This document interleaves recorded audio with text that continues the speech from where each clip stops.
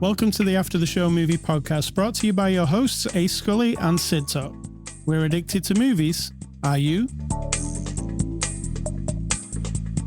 Hello, Sid Talk. Hello. I'm Jason Statham. Is that how he talks? No comment. No, he talks kind of gruff, doesn't he? Like, I'm Jason Statham. That's what's his face. You know who I'm talking about. No. It's either the Batman. Oh, the Batman, yeah. Or that other guy, Bane. Yes. Yeah. That's not the before the after the show discussion. It was very limited. You talked about some other Jason movies. Jason Statham movies. Not Jason Voorhees. Yes, Jason. Yes. They're about the same in murder terms. Right? I mean, they seem to have no issue ending the lives of fictional characters. No, you're right. All right, let's get on to this podcast. It is Friday, May the 23rd. This is After the Show, your weekly movie review podcast. This week on episode 892, we're looking at the movie A Working Man. It's on streaming Blu-ray 4K from Amazon, Warner Brothers, MGM. Its runtime is 1 hour and 56 minutes. It's rated R, and Sid Talk will give you the synopsis of the movie A Working Man.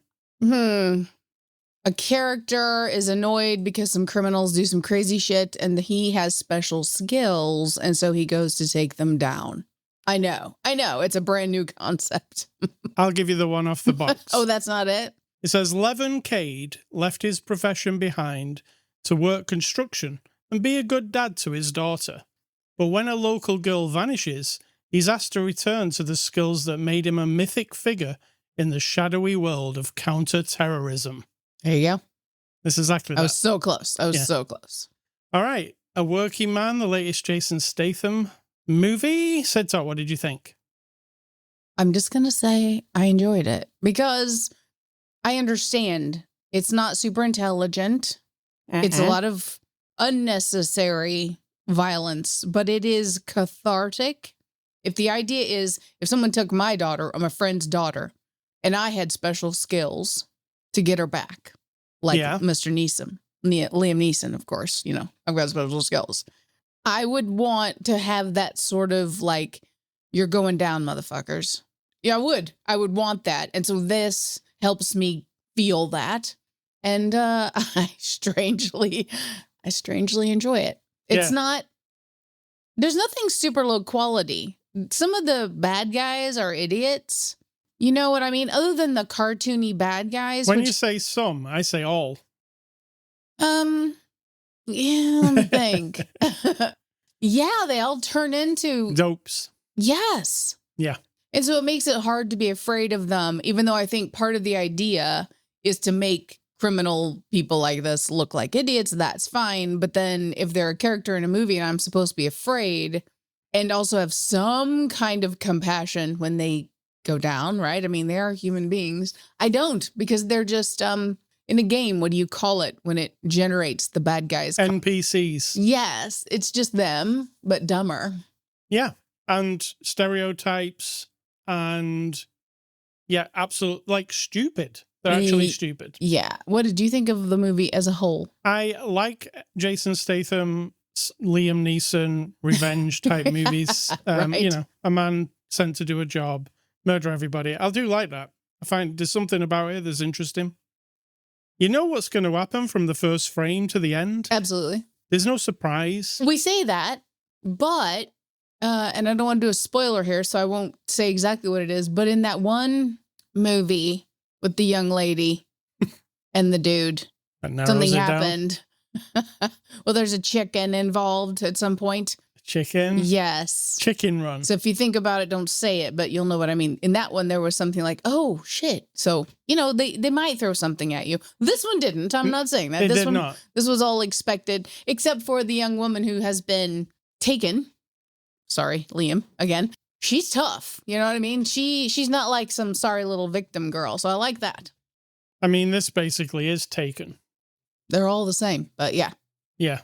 This one's the same, but it's not like in Taken, they take the girl and then kind of prod at Liam Neeson, like, come here at a certain time, do this, do that.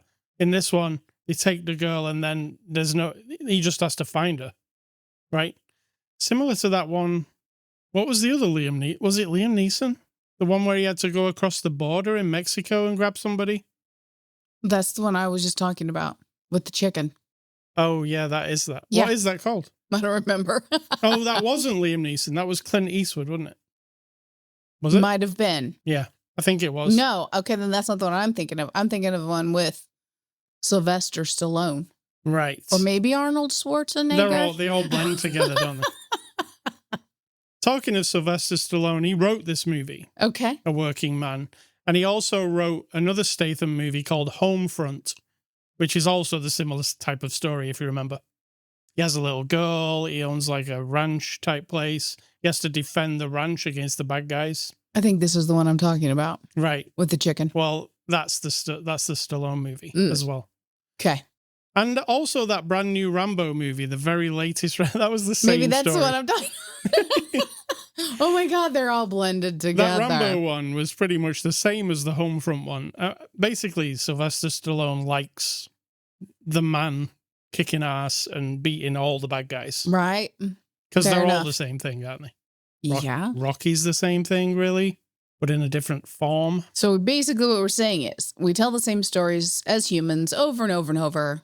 Yeah. The end. It's good, though, that like Statham's carved out his own little notch in movies, and he's comfortable in what he does, right? Why don't we just have Transporter 3 or 4 or whatever it is? I mean, I like Transport. There was 3 of them. Yeah. Yeah. No, he not done another. They didn't do another. Mm-mm. Jean-Luc, is that what he called? Luc Besson. He did the Transporter movies. Right. No, he doesn't do them anymore. It's open, isn't it? They could do a 4th Transporter movie. Sure. I didn't see the 3rd one. He doesn't particularly have a noble cause, so maybe that's why. You know? He's just a man doing a job in that one. Yeah, exactly. I mean, he gets a little righteous about it, but... Is it that he just gets money? Is that all that is? I mean, in the beginning, yeah, but after that... And then Crank as well, you know? No, Crank doesn't, no. Crank's a good movie. Crank's not up there with that for me. Back to this movie, the issues I have, I mean, I like this very basic story. I mean, it's so basic, you might as well. Within the first few minutes, you know the whole plot. Absolutely. You just know what's going to happen. Now, what I didn't like about it was I thought the cinematography was a bit rough. There was a lot of like green screeny looking stuff, and when he was being chased on the motorbike, it didn't even look like they were on a proper road. Yeah, it kept cutting to a close-up of him holding the handlebars. I was like, well, he's just on a green screen. It looked a bit ropey, yeah. And there was a lot of ropey, like, you know that shot where there was a giant moon? Yes. And fog. It looked like a fog machine was behind the tree and like a giant moon on a piece of cloth behind them. It was pretty bad. Yeah, it was like somebody saw that photographer's pictures where he puts the moon. Yeah, really close. Yeah, and it's all fake. And then they're like, ooh, I like this. Let's do this. It just looked a bit bad. So there was a lot of ropey cinematography. And there was also, you know, anytime it cut to the, like, you know, the bits that they fill in the movie where it just pans across the city and the skyscrapers. Mm-hmm. It almost seemed like stock footage. It might have been. That's cheaper. Yeah, well, that's what kind of gave me a bit of this feels a little bit cheap in a way. The bar that they go in, and it's all kind of... Standard and soundstagey feeling. Well, what about that last weird mansion-y place? Oh my God, it was so dumb. Yeah, it was like a fancy mansion, but also a dump. It was a total dump, kind of mansion-y, factory, something. And then they were all dressed. I mean, I use this word very carefully because I like weirdness. I'm kind of weird myself. I understand weirdness, but they made these people showing up at this weird dilapidated mansion place. It's like a casino night, and they're all dressed in weird sort of like Alice in Wonderland / Gothic / fantasy. They just did it so it looked interesting. Right, I'm saying that this place and these people they're putting there. And then we had the grandpa had a weird Alice in Wonderland party where everyone was dressed really funky. And then that bar where everyone was dressed really... Yeah, there was a lot of... It didn't have a place other than... It just made me think, these people are all fucking idiots. Like, ew. This is what they spend the money on? This stupid shit. And like, and I like stupid shit. Don't get me wrong. I'm just saying this particular one, it just was overdone. It was like, we get it. And I did get an overdone feeling of we're trying to be a bit John Wick, because John Wick has these very stylized, grand, like when Keanu Reeves as John Wick walks into a place, it's like cool looking, and then a big battle will happen. And the beat. And this felt like they were doing that, but they didn't have the John Wick budget. So it was more like, we're in a tiny room, and now we're going to do that. You know, the room with the throne, for instance. Yeah, that was really dumb. Now, that would be a place that John Wick would walk into, but John Wick's version would be elaborate and huge, and there'd be mirrors everywhere. And interesting. This was like a tiny little room with like 10 men inside the room, and then a fight happens. And a Game of Thrones throne made out of motorcycle parts. It was like so dumb. I couldn't even handle that one. I had to kind of like blur it out of my vision. Those are the things where I was like, they're trying a bit too hard. This could have just been a normal bar. The fight could have just took place in the bar over there, you know, because he walked through the bar and then through a corridor into this weird room. Well, I would have rather had the fight in the bar. I mean, it would have made more sense. It was a bit claustrophobic, to have him just beating up 6 guys in that one little tiny space. Also, like 6 guys who sit in a tiny little throne room looking at each other. What? It's just weird. Like, like they're just waiting for some asshole to come in so they can beat him up. That's all they're doing all day, every day. Yeah. Again, is this your job? Is this what you do with your life? So those were the problems I had. They were just trying a bit too hard to make things look cool when I don't think they needed to. I would have bought it if Mr. Working Man here just walked into anywhere, an office building, a building site. That's a different movie. That's called The Beekeeper. I was also waiting, and I think they missed a trick, of having a big action / fight sequence on a building site. Because this guy works on a building site. That's his job. He's a working man. So I was thinking, well, maybe we're going to go at some point to a building site. And because he's so good at being on a building site, he'll know all the tools to use and everything. But we a nail gun to the head. Yeah, all that stuff. But we didn't bother with that. Instead, we went to Mr. Motorcycle Throne Room, weird thing. You're trying a bit too hard. Maybe you could rein it back and it'd be more authentic instead of being a bit goofy. Don't use the word authentic. There's nothing about this that screams for authenticity. Yeah, I suppose a movie like Taken goes for a bit more realistic view of these things. Because this movie involves, I know it says it on the poster, human trafficking. But then in the movie, it doesn't really come across like human trafficking. It doesn't. I mean, yes, they are. So what's happening is this sleazy motherfucker at the bar scopes out attractive girls, takes pictures of them while they're dancing and having a good time, sends them off to this other dickhead, Demi, the Russian Demi, whatever. And I'm saying, because the guy just turns me off. He's so ick. And I know he's supposed to be, but that was the idea, yes. He's just sleazy and gross. He then has clients who want you to send them attractive young women to do whatever they want with. And so it's like this, it is human trafficking. I think you and I maybe have a limited perspective. We think truckloads full of young children being hauled across borders and delivered to big compounds. That's and all what that. I was thinking about. Right. So this is maybe just another, it's clear that they do this all the time. So it is what it is, but. Yeah. I thought the action was good. It's very gruesome and visceral, right? Very. Oh my God. I went a lot of times. Yeah, a lot of stabbing and people getting shot very close range. John Wick type kind of shooting, I would say. Yeah. I think it was CG blood popping out of people. It seemed sometimes. It didn't seem like there was a lot of blood flying around the actual set. It just seemed like blood shot out and then you didn't see blood anywhere. You know? Like The Walking Dead. I didn't notice that. Well, I think that might have been the case. It was after the fact. But, it's visceral. Very. He stabs big time. He cuts people.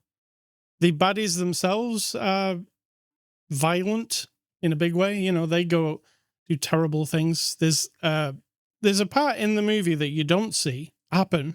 And it's where a girl bites a man on the cheek. Yeah, I actually like that they didn't show that. That made me wince, and I didn't even see it happen. Yeah, definitely. Yeah, because you just see the aftermath of what happened. I did like that. So the kidnapped young woman, the sleazy weirdo who wants to pay $200,000 to do whatever he wants with her.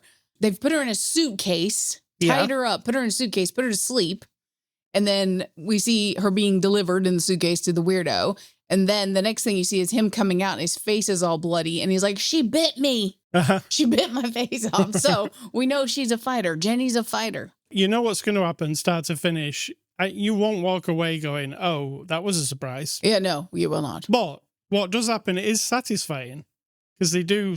It's funny, isn't it, that I'm trying not to spoil a movie that's like the most unspoilable. Because, I mean, everybody knows what happens in this movie, even if they've not. If you look at the poster and see Jason Statham holding a sledgehammer, looking at the camera, that's all you need to know, isn't it? Yep. Does he use a sledgehammer at any point? Yes. Just to knock the pipe down that she was chained to. That was right. it. So that poster, I'm expecting him to clobber people with a sledgehammer, but he's not really doing that. He's clobbering people with, like, he's an ex-military guy as well. Did we mention that? Special skills. We're going to just leave. That's the generic term for I have had military training. Yeah. Yes. So he's very perfect. Apart from, there was one moment in the movie that made me laugh. I was like, this is a bit lame. He was staking out this bar by parking his van behind a very flimsy tree. Yeah. And he was so close to the bar as well, he might as well have been stood on it. And of course she saw him with the camera. And she goes, he's hiding behind the tree. And I'm like, it's hardly hiding. Like, the truck stuck out. Like, it's just the middle of the truck that's hiding. For him supposed to be like Mr., the hitman kind of. Yeah. He wasn't very good. Also, there was another instance of that I noticed.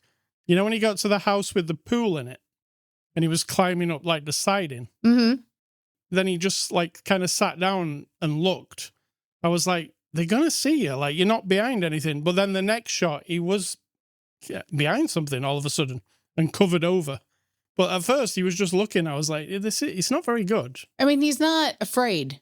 And so hiding isn't really his thing. You know what I mean? So. Yeah, because he does literally just walk into that house. Yeah. He's on every security camera. He doesn't care, does he? Yeah, so there might be inconsistencies, but at the end of the day, Statham will hit some people and shoot some people, and that's it. Let's get on to the cast. Jason Statham, Levin Cade. What do you think? Is he one-dimensional? I don't think he's one-dimensional because he does all the layers of this person, this vengeful sort of, I just want a peaceful life, but I'm going to defend this young woman and anybody who even dares to think about messing with my daughter.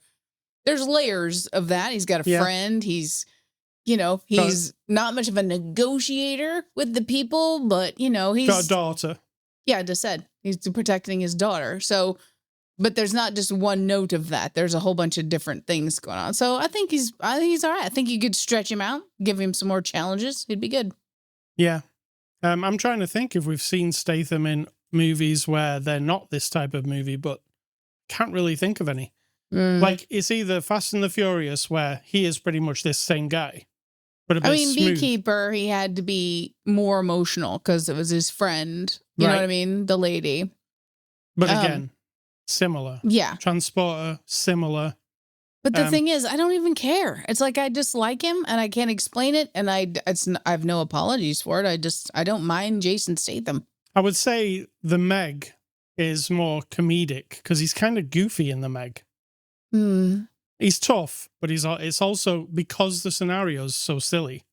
Like him jumping over massive sea creatures on a skidoo and all that kind of stuff. It's a bit tongue-in-cheek, isn't it, that one?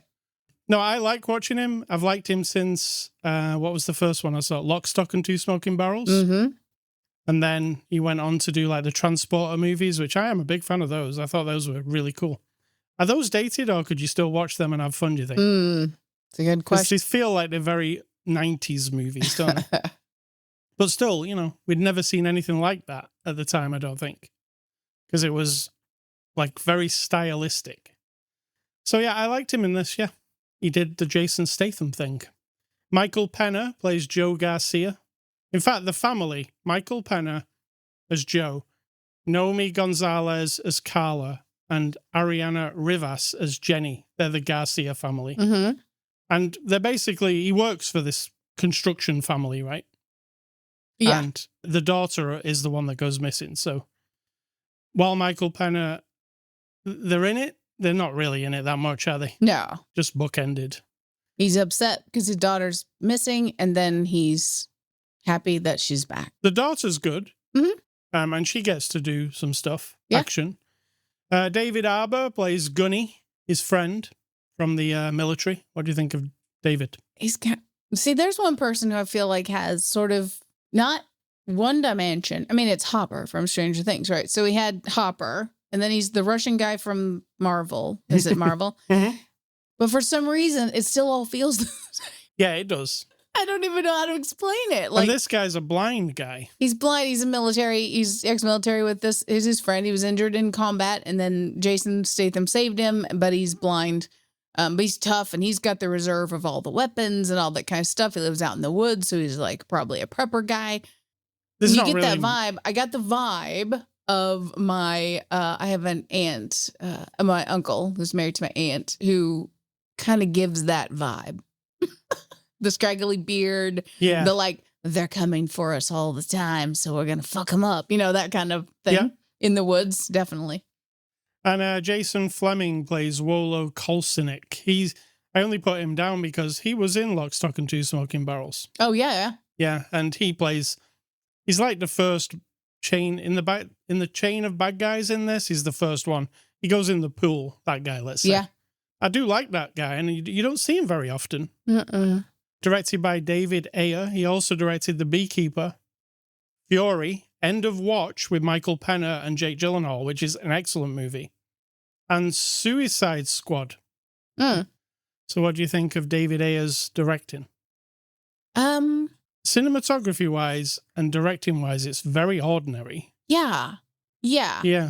Kind of, it's functional is the word we use. That's not bad. That is functional. There is there's nothing special going on. At one point, I think one camera was on a vehicle, maybe. I don't remember. Maybe on the motorcycle. Don't know for sure.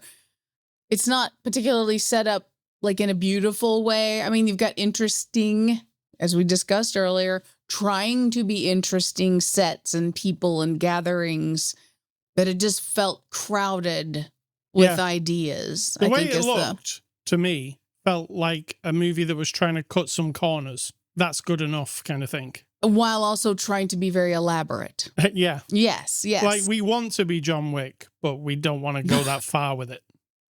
I don't think of it like John Wick the way you do. I just mean about how the production value of John Wick is so high.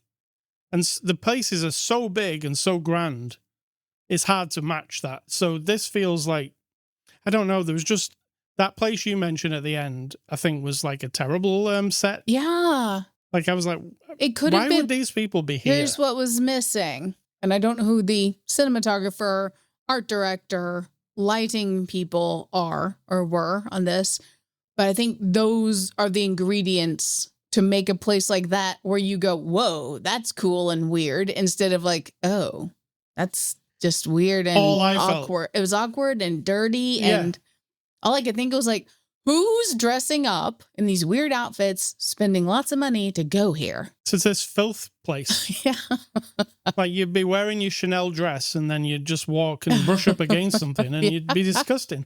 It brought me out of it. I was like, who the hell's coming here? This is it's just a shit bin. Nobody comes here. People with money come here? No. Criminals. We're just going to say criminals. Yeah, but even like the extras who were in that place, they didn't even seem like criminals. It just seemed like there was some regular people. Idiot people. Yeah. So IMDb reviews, what are those? Those are reviews. You're going to find some reviews that might say some of the same stuff we're saying because I've given them 1 star. And you think it's funny? Except if we agree, we're like, they're geniuses. Yeah. So the 1 stars say, the first guy says, unbearable. First, I want to get something off my chest. Who would be dumb enough to build a tracking device with a bright red LED that flashes on it? Also, what kind of villain would hire people who can't shoot? Also, why are all the Russians speaking in English to each other? Also, why does everything have to be so cliche and exaggerated? All true. All true. These kinds of movies contribute to the diminishing IQ of the population. I mean, maybe. Maybe they do. I don't know. It doesn't make me dumber. It just makes me want to go learn something new. So kind of the opposite that. Second guy says, The Good, Jason Statham. And Michael Penner. And Sylvester Stallone's retro 80s script. All on paper, but the rest of it sucks. What sucks? Cinematography, editing, direction, atrocious dialogue, and ADHD pacing. ADHD. And then number 3 guy says, what a perfectly waste of a perfectly good Statham. Drab, dreary, unoriginal, and worst of all, boring. I don't think it was boring. No. I feel like all of Stallone's scripts are on full display here. His dialogue is terrible, and the cast of ridiculously over-the-top villains are laughably bad. This happens in every one of his scripts. It's a complete waste of time. I mean, that is what happens. It is cartoonishly dumb. Yeah. But what works for me is when I see somebody get wronged or something, and somebody like Statham in this can actually fix the whole issue. I like watching how that plays out. Yeah, I'm good with that. Every time you could say to me, here's a Working Man 2. They made this one as well. And I'd sit there and watch it now, you know, and I know what's going to happen. It's going to be the did same. They just make the same movie? That's fine. I'm going to watch it. It's just a remix of the first movie. So those are the IMDb reviews. Let's give this movie a score. I am going to give, I was going to say The Beekeeper, but similar. A Working Man. Ooh, it's hard. I think I might give it a 5 out of 10. I think that's fair. That's what I'm saying, because it's right up the middle of all the qualities. This got a vibe. It's a afternoon movie where you sit and go like, yeah. And then it's kind of like empty calories, as we like to say. I think that's fair. Yeah. There's like it goes on that notch of like, I saw another one of these movies and I don't need to remember what happened because it's the same as the last one that I saw. I just need to know that what I enjoyed about it was watching Jason Statham beat people up. You know, even though it was terrible CGI and stuff, but the fight in the back of the van, I really enjoyed that one. That one, yeah. That close quarter one was pretty good. Yeah. With its ADHD pacing. All right, so next week we're going to look at the movie Warfare by A24. It's the next movie by the guy who made Civil War. So it's probably going to be intense. That's a tough one to follow. That's a tough act to follow right there. Movie recommendations. I'm just going with a couple of Statham movies that I really enjoy. Crank and Crank 2. I enjoy them both. They're ridiculous, but also funny and very Statham-y. And any of the Transporter movies, which are also ridiculous, if you think about it. I mean, of course. The moves that he pulls off. You know what I'm going to say? I love it. I love it when a man throws a woman as a weapon. Yeah, he does use a woman. I always think of where he kicks that door down and it's like really visceral. The door goes flying in your face. So yeah, Crank movies and Transporter movies, classic Statham. There could have been cinematic history there, being able to put a small enough camera on that door. So when he kicked it, you know, instead of the big giant cinema cameras. So it felt like a shot you'd never seen before at that point. Yeah. And I'm going back to the whole history of all of making movies and telling you about horror. HORROR movies. And I'm up to 1988. These are just movies I've seen. They're not movies I'm recommending to you. If you want to be just like me, kids, and you want to watch every movie I've ever watched, then watch them and then make your own assessment. And we're going to start with we're up to 1988 with Dead Ringers. Yeah, it's creepy. But I watched a bit of it. It was on one of those channels the other night, remember? Yeah. And it's sort of painfully pretentious, we're going to say. But still quality weirdness from the 80s. And now we're going to do a bunch of sequels. Nightmare on Elm Street #4, Hellraiser #2, Halloween #4, The Return of Michael Myers. That's only #4. Yeah. Kids, we're up to #10, right? Probably more than that at this point. Maybe. And then The Blob, which I didn't know was 1980s. I thought it was earlier than that. I think there is that might be a remake. There's one from the 50s, I think. But so I'm not telling you the quality of these. Now I do like Nightmare on Elm Street franchise, Hellraiser, Halloween. Why haven't we brought Nightmare on Elm Street back? But we tried, didn't we, with the... Yeah, I tried to give it so that he had a reason for being a horrible child murderer. It didn't go any further than that, though. No. I guess that was a failure. Maybe they will at some point. I mean, there's something to be said to just make the bad guy just a bad, evil, horrible, creepy person or spirited, like a Chucky, like he's got a reason because he's been infused with the evil from a horrible killer guy, right? So that's why Chucky is who he is. But when you try to explain away that Freddy Krueger had a terrible childhood and then he had difficult times and then people picked on him and stuff, you're turning him into like a person, which I know that he's a character. He's not, supernatural, but is he? Because now he's in everybody's dream. So I feel like that's why it didn't really work. Yeah. All right. So A Scully stuff.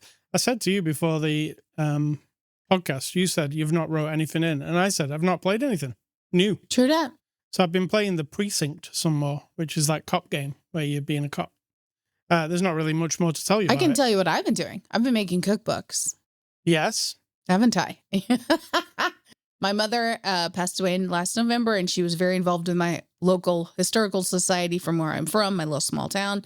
Before she passed away, the lady who was moving into her place to help run it after my mom said she wanted to make a cookbook, and my mom instantly looked at me like this was a week or so before she passed away. She wasn't well, maybe 10 days, looked at me and said, "Oh, Sid can help you with that, can't you?"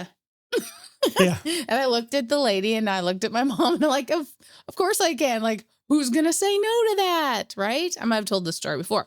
So in the process, we decided to just do it ourselves and not pay a printer. So we've had collect the recipes. I've typed them all up. I've added historical tidbits and I'm literally printing 1,000 of these cookbooks on our own home printer, laminating the covers, using the binding machine, the whole bit. I've got a system down. It's very fun. It is like, to me, a game because every time I get a stack of 10 books completed with the coils and everything, and I crimp the ends, and it just looks like a manufactured pile of cookbooks, I feel like a little thing pops up over my head like, ding, ding, ding, ding, ding, ding. You just got an achievement. Do the next stack, So that's what I've been doing. And gardening. All right. And what's for dinner? Well, that's up to you. I'm making quesadillas. Very good. I love a quesadilla. Yeah. And what is your advice? And let's get out of it. My advice is not advice, of course. It is the question, why the hell, why do we think that being a quote unquote nerd is bad? Like, someone explain to me how knowing things, knowing more about the world around us is something to be made fun of. I figure some idiot king or dictator or tyrant, some motherfucker with some power and influence was really, really stupid, like actually really stupid, and felt inferior when people were smarter than them. And so they would punish people and ostracize them or make, have them beheaded, whatever, if they showed any sign of intelligence. And so the people around them started like dumbing down. And then, oh, ha, ha, he's a funny man. Oh, he's so smart. Oh, ha, ha, shoot him with an arrow, whatever. Is that where it started? Like, if you're smarter than the people around you, smarter meaning you know more stuff, because I guess that's what smarter is. And those people are allowed to make fun of you because of it, to make them feel what? Motivated to be smarter or just be motivated to stay dumb? I don't even get it. So that's it. That was well said. All right, let's get out of here. ascully.com, that's the place you can go to get this podcast. Twitter, Instagram, and Blue Sky, we're on those. Well, you're not on Blue Sky, right? No. I am, though. You can also go to Spotify, iTunes, Amazon Music, YouTube to listen to the podcast. Email me, ascully@ascully.com. Don't email Sid Talk. She doesn't want your email. And stay classy, Mr. Jason Statham. I'm going to say, think for yourself, because if you're not doing it, someone's doing it for you.